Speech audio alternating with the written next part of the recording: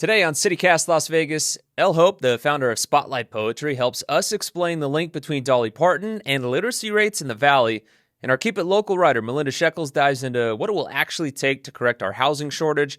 Plus, it's another Good News Friday, and in our members-only bonus segment, we've got yet another update on parking in the Arts District. We'll parse through what the city is saying now and what you need to know about it. But before all of that, we've got some big news, guys. We were just actually named the Best Vegas Podcast of 2026 by Las Vegas Weekly. Turns out it's the second year in a row that we've won this award. So a really cool honor that we got here at CityCast. I love it, but honestly, we can't thank the listeners and the subscribers, the readers, everybody enough for voting for us for this one.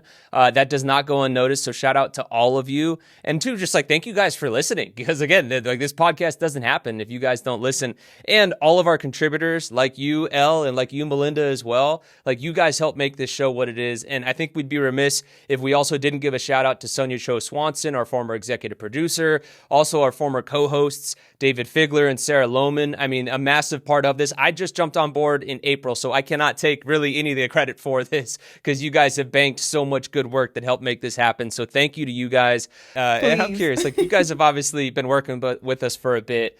Is there anything in particular that stands out as like some top moments from your time working with us here at CityCast? Man, I'm just like you, Jesse. I just got here. Like, I'm just happy to be here. I'm happy to be invited to the party.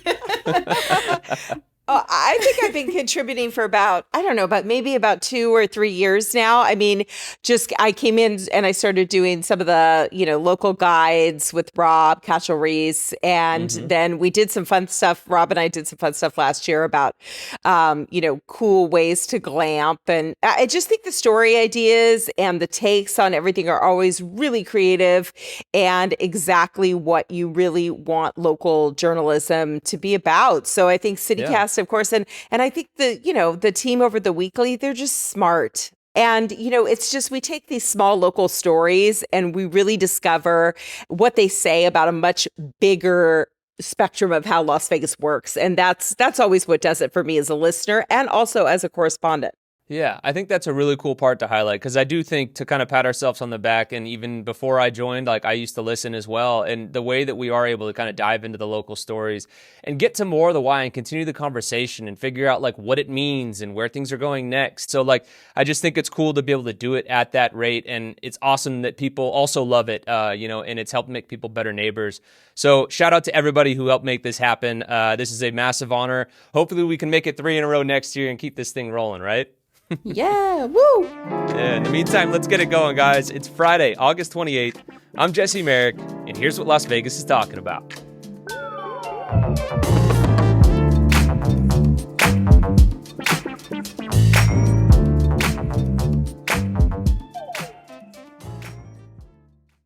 All right, right off the top, we're talking about CCSD and literacy rates here in the Valley, but it turns out, Elle, there's an interesting connection between Dolly Parton and our literacy rates here in the Valley. Yeah. So Queen Dolly, her impact, right? There you go, Queen what Dolly. What has she not touched?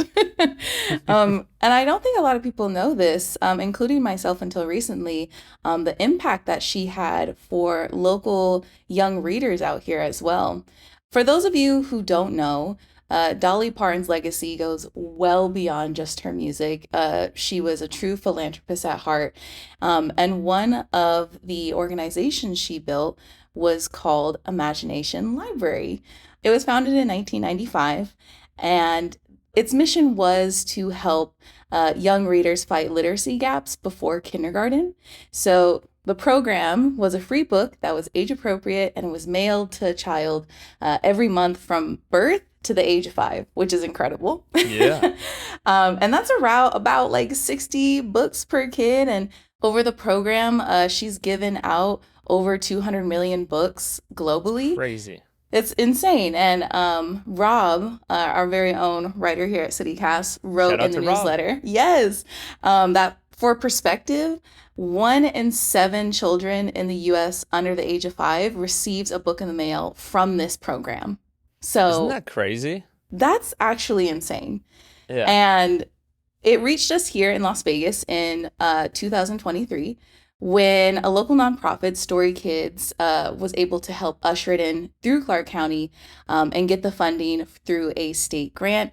And it was able to reach more than 18,000 kids under the age of 5 every single month. Now, sadly, October of last year, the funding ran out.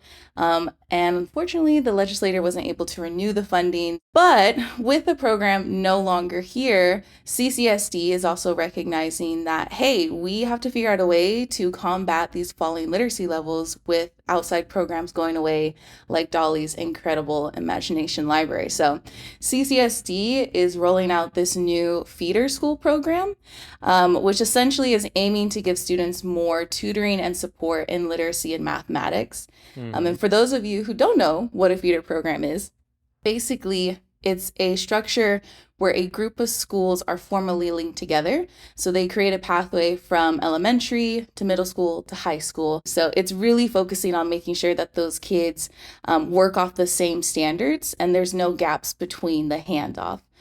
Clark County right now has already linked 18 of its schools, testing this new program out, which is kind of cool. But I'm really curious to get your guys' takes on this. Do you think we're solving the problem? Or do you think, this is maybe too much? What do you guys think?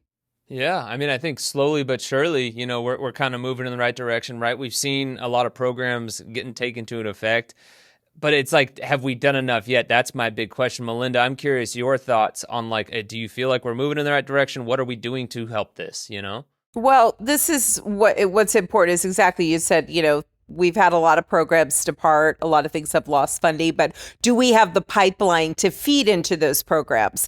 And so I think that that's what this does, right? It's with anything. It's qualified workforce in any type of industry. Also, with our education system, you have to have a pipeline. It doesn't just start the day you need it. It starts years leading up to it. It starts the moment that you walk into, kindergarten or even earlier. And it starts with those books. It starts with Imagination Library. It starts with all those things. So all of these things feed the pipeline of education because you can't just role reverse in the moment with things like this, right? So yeah. I think anything we can do to lay those groundworks to get to that end result is where we need to be. And that end result is we need a deeper education system here, as we know we're failing, right? We have failed in a lot of respects.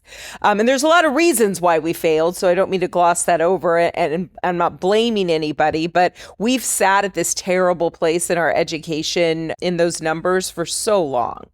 And it only gets better if we feed that pipeline from before kindergarten, right?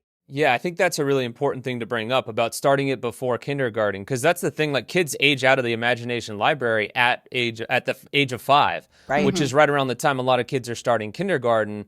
And so I think it highlights the importance of programs like that to make sure they're getting real physical books in front of them. Because how many times we've been out and about, and not to turn this into a thing of knocking parents, and this is 3 people here talking without kids, but you'll see kids out and about, parents hand them a phone or an iPad or whatever it is and entertain them that way, or just kind of distract them rather than helping them learn things. And that's why I think programs like Imagination Library are so important to make sure that they are funded so that these kids do have books and you can start early, because you're already starting ahead of the curve before you get to kindergarten, and the whole literacy thing could potentially be addressed right then and there rather than having them hit the system and then it's reliant on CCSD to do it, right? Right. And I feel like COVID did a number too on our local students as well. A lot of them didn't have the access that they needed for online schooling when everything transferred to just strictly digital. And, parents weren't as attentive at that time too, because they're worried about how am I going to feed my kids? What's going on in the world? So I'm really hoping that CCSD puts their full energy into this program, because it's what's required, and it's not just the program itself, right? The concept, the lesson plans. It's making sure that the staff and the teachers are well equipped for this as well, that they're ready and have the resources to be as attentive as possible for these students. Yeah, and to your guys' point earlier, talking about like, needing to do more, and obviously that there's a lot of reasons why this hasn't worked. I mean, look, we're starting from a really bad point in terms of where we are in the education realm right now. I mean, Mississippi was also in a similar category to us. A lot of people refer to us as the Mississippi of the West, which is not a great thing, and no offense to Mississippi, but that's not good. And Mississippi, though, took this stuff seriously back in 2013. They jumped from 49th in the country in reading to becoming a top 10 school or a top 10 school district in terms of reading by adopting like really strict reading laws and applied a lot of like evidence-based teaching methods and kind of like adding in a lot of incentives for teachers as well. Now, we did talk about some of the things we've done. We did pass a law in 2025, including some things that had to do with phonics. Also, we had Read by 3, which would hold kids back in the third grade if they weren't able to read at that level quite yet to make sure that problem was fixed before things kind of really got going. So I guess, like you said, there's still a long way to go, but is this kind of helping us trend in the right direction? Do we need more time, or is there more that needs to be done? And if so, what would you guys say is the things that need to be done in order to help us look more like Mississippi? Yeah, well, I think one of the things that Mississippi recognized early on when implementing their new program was that this was going to be a marathon, right? It's going to take time to get to these points. So I think with this new feeder program, the trick to all this is maintaining it, right? And making sure that we're keeping the same energy we started with through the entire course. And one thing that you kind of noted on is Mississippi made sure that they retrained every K through 3 teacher through intensive training. They deployed reading coaches into the classrooms. They made sure to create standardized curriculum statewide. I think it's a little bit of both, right? So I think, yes, the program we have now is good that they're starting out with and maintaining it and growing it. But we also still need more funding to provide the resources to schools who maybe not are in the feeder program right now, right? We're only starting with 18 schools. There's still a long ways to go. If you look at it too, like a holistic approach as well, we can't not bring up the fact that so many students in CCSD are living below the poverty line. And a lot of the problem is like, if you're wondering where your next meal is coming from, how are you concentrating on going to school? If you're worrying about taking care of your brothers, a lot of these are realities for kids, very young kids too, that are essentially parenting themselves because their parents are working multiple jobs. So this is kids go to school so they can have lunch, so they can eat. I've seen that firsthand in some of the programs that I've done with communities and schools. There's a dire need in our community, and we have we tout all the time these billion-dollar figures of how much money we have and how much money the city brings in for these events. But where is it going back to our education system? Where is it going back to our schools, except for what private entities are expected to do? And I think that that's just a bigger question that hangs over our entire city of we're a real city now. And some of these policies and the way money is divided up is from back 50 years ago, right? So it's an evolving conversation, but it has to change at all levels.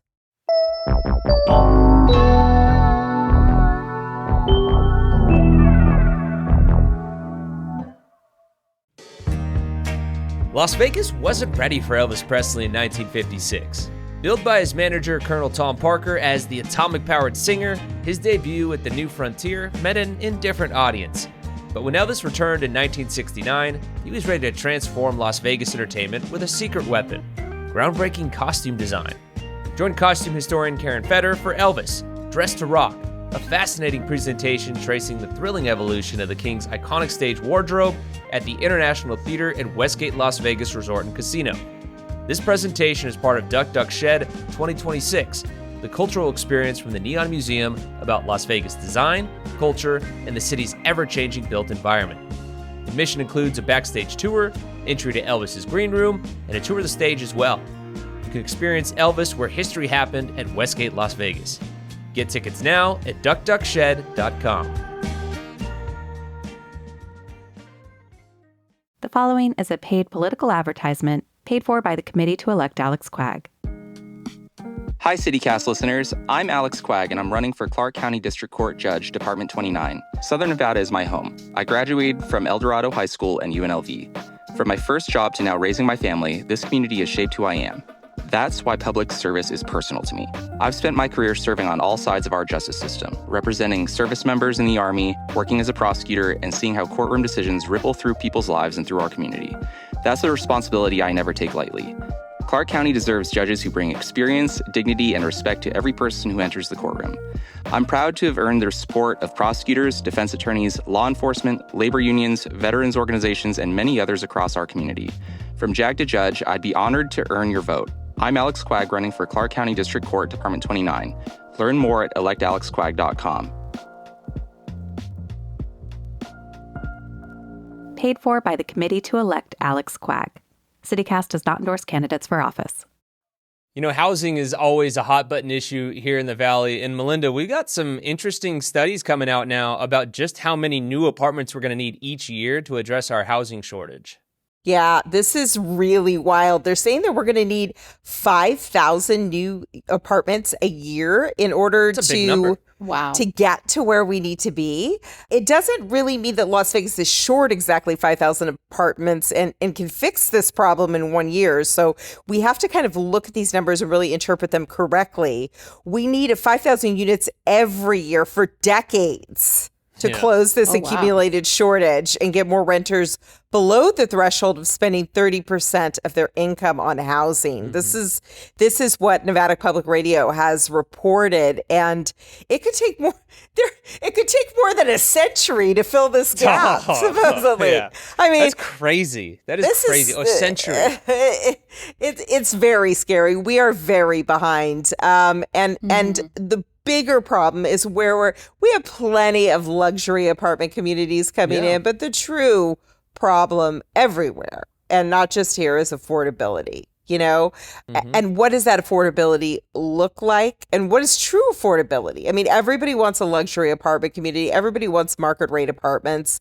But, you know, we have to balance this out with what are exactly those teachers going to be able to afford. We have a teacher shortage. Teachers can't afford to live here anymore. And that's the we don't have a teacher pipeline.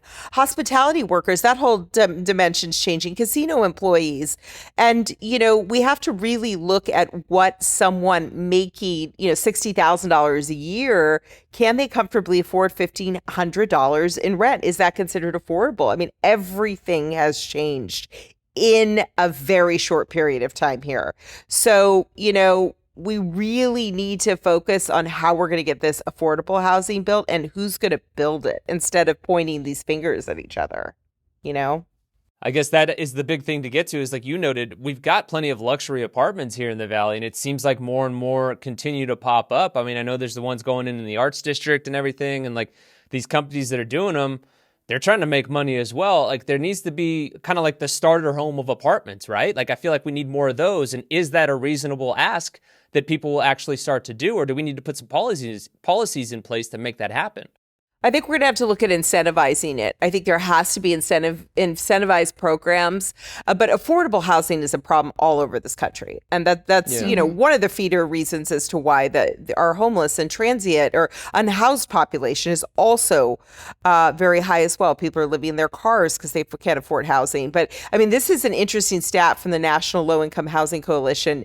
Nevada only has 16 affordable and available homes for every 100 extremely low income renters. So that is 16 out of 100, and that's it. And this is it's homes, wild. Right? Not apartments, or is it lumping apartment homes? It's lumping the two together, dwellings. Gotcha. Yep. And that is just, it's going to require public investment. It's going to require rental assistance, and it's going to require, a real concerted effort by the community and by developers to they're probably going to have to do it, right? I mean, that's where it gets into looking at other city models and seeing what they've done, where they have extremely, high populations of very high income housing, but you have to balance it with the affordable. And those have been mandated in other cities. I just think it's really interesting too that, I don't know, maybe Vegas, like we're building all these luxury units and it's almost like this luxury gluttony we're experiencing, because it across even just housing, it feels like everything's trying to be a luxury experience, but we're kind of pushing out, like, you said, Melinda, like the affordability of it all, and where do we meet the needs of people who are actively in the workforce? And I also have questions too about what that construction pipeline kind of looks like. It seems like it's skewed with developers like wanting to take on projects for luxury buildings because I'm sure there's probably a higher payoff in the end, as opposed to really paying attention more to the shortage of like we need housing, as has been mentioned, for like lower income, and that includes apartments as well. It's not just actual houses. Like we need apartment complexes, that have all the basic necessities one would need today, without feeling like, you're in a little tiny box. Yeah. Well, and the RJ did some reporting on a report from Rent Cafe that was looking at like, $1,500 a month for an apartment where that can get you the most room. Spring Valley topped the list. You can get 954 square feet for $1,500 a month. I believe that's for a one-bedroom apartment. That doesn't seem very affordable to me. I mean, for a one-bedroom apartment, like $1,500 a month should probably get you a two-bedroom, right? In most places, like that to me seems like the disconnect to your point earlier, Melinda, of residents paying 30% or more of their income to be able to live. Like that seems like the root cause of a lot of this. Mm-hmm. It is definitely. It's and that is, a product of a lot of things. Lack of competition amongst the developers, I think, too, and the incentivizing. You have to incentivize. There has to be a mandate, and we currently don't have any of those guardrails in place. So we need more affordable housing, and we have to come up with a way to bring it.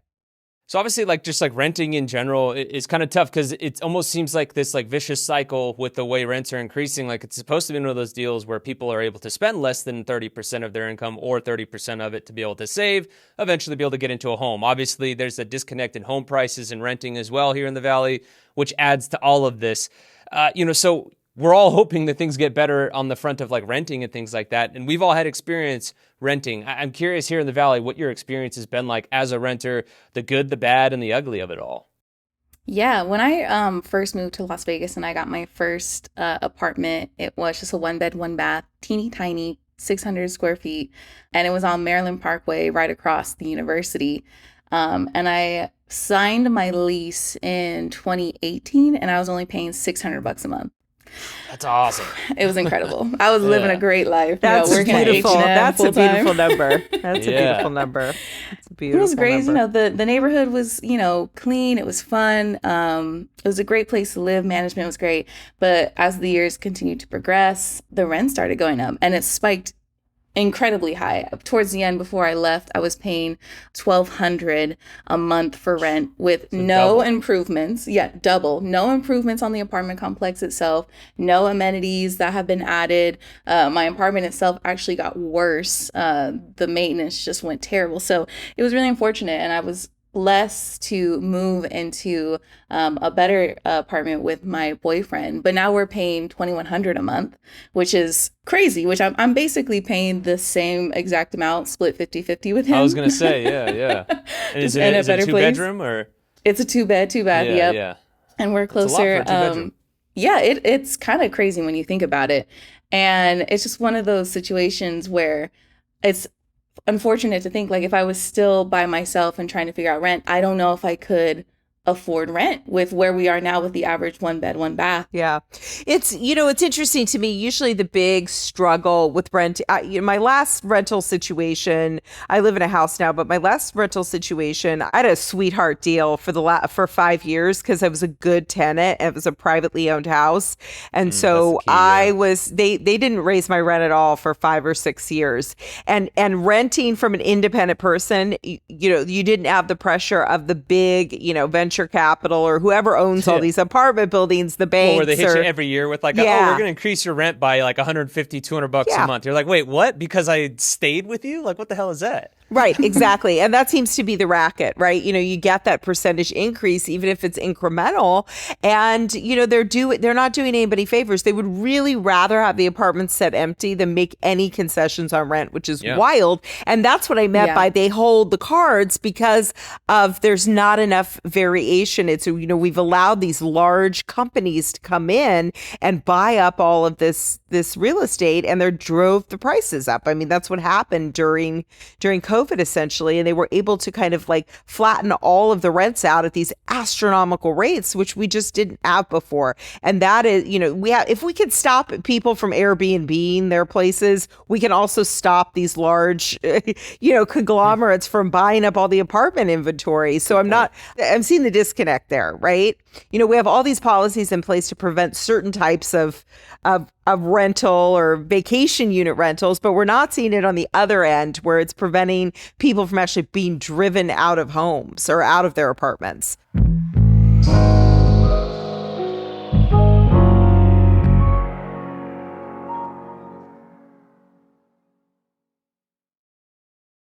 All right, it is Friday, and you guys know how we do it on Fridays now here on CityCast Las Vegas. We always want to make sure we highlight the good news of the week, because oftentimes we talk about the heavy stuff. We just talked about housing today and how we're not quite measuring up in terms of our literacy rates and everything like that. But how about we highlight some of the good things going down in Las Vegas? So, Elle, we'll start with you. What's your good news this week here on this Good News Friday?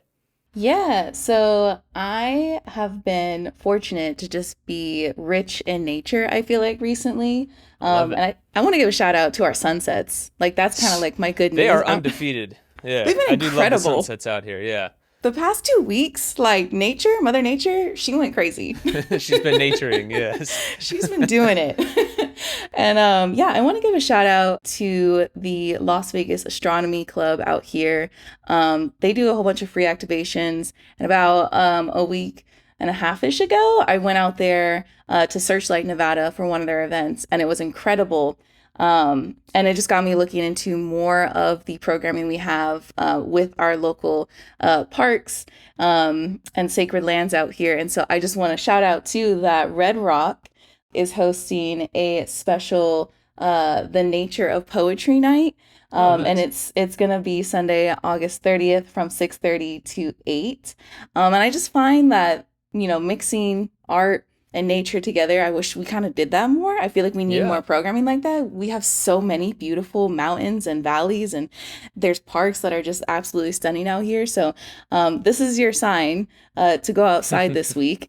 I know when it's not crazy hot. Yeah. I know it's going to cool down, but I love that you highlighted that, because like this time of year, I think we forget, like, wait, we do have beautiful nature because it's so hot. But like if you go in the sun setting, like again, I've been watching my mom's dog, so I've been going and taking him out to a bunch of parks and stuff at sunset, particularly out in Summerlin, because it's always a little cooler out there, and so like that part is cool. Like we all need to get outside more, so this is a really cool event to be able to do that. Melinda, what are you rocking with this week? What's your good news?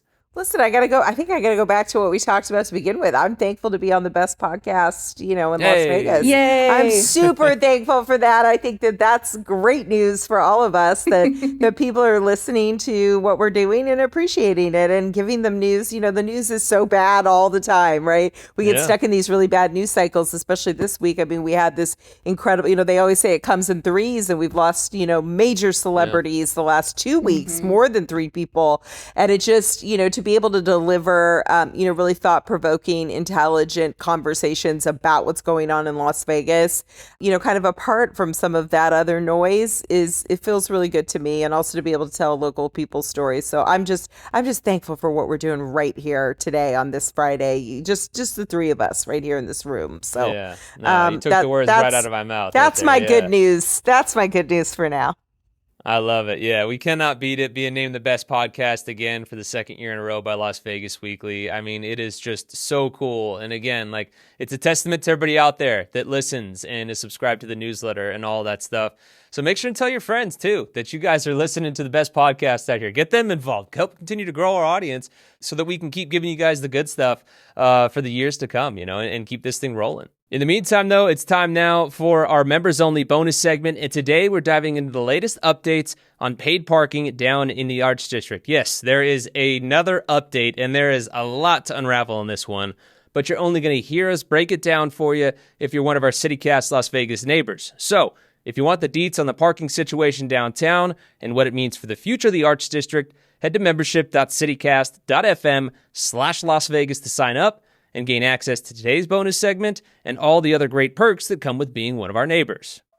Thank both of you for being here today. I mean, this was a really fun conversation. I'm glad we could celebrate, again, getting named the best podcast here in Las Vegas as well for the second year in a row with the 2 of you. So this was a lot of fun today. Thank you. Thank you so much. Thank you so much.